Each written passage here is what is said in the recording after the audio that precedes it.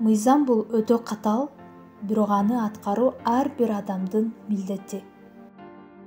Салам достор, бүгүн биз дүйнөдөгү 10 эң катал мыйзамдары бар өлкөлөр боюнча сүйлөшөбүз. Кеттик анда. Биринчи биздин өлкөбүз бул Сингапур. Сингапур бул абдан кызыктуу, ошонусу менен чет жактагы туристтерди өзүнө тартат. Бирок Сингапурдун мыйзамы өтө катал.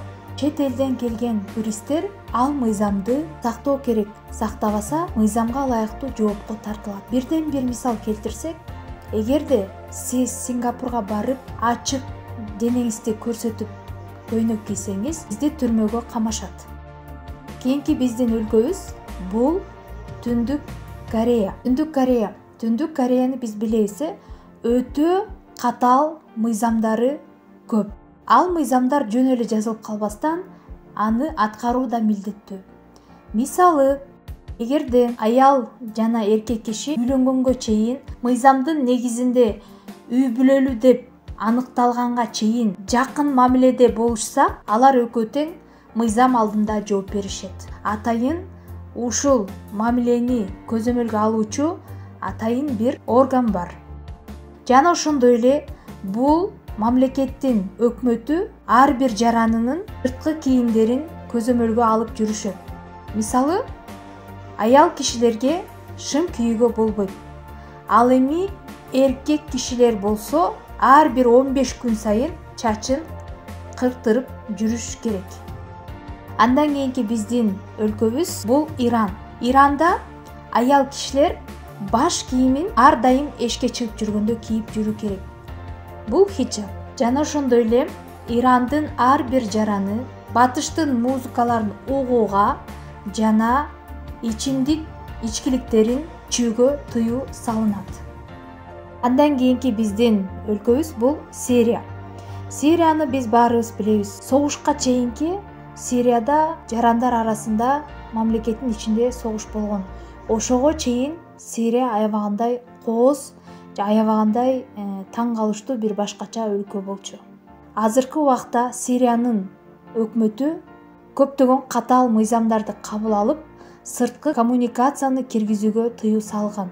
Мисалы, Сириянын жарандары өз эркинче, өз алдынча каалаган адамына чалууга, каалаган адам менен байланышууга тыюу салынган. Жана ошондой эле интернетке дагы каалаган сайттарына, каалаган теманы көрүүгө да тыюу салынган. Андан кийинки биздин өлкөбүз бул Кытай. Кытай, баарыбыз билебиз, экономикалык жактан аябагандай өнүккөн жана дүйнөдөгү мамлекеттердин алдында турат. Кытайда интернетти эркин колдонууга тыюу салынган. Кээ бир сайттар ал жакта иштебейт. Себеби эмнеде десеңиз, себеби Кытай батыш тараптан сактанып кооптуу болуп турушат. Андан кийинки биздин өлкөбүз бул Япония. Япония бул бир башкача уникалдуу өлкө. Япония башка өлкөлөргө окшобойт. Уникалдуу дегеним, Японияда өздөрүнүн эмгектик этикасы бар. Ал эмгектик этика бул мыйзамда көрсөтүлгөн, мыйзамда белгиленген.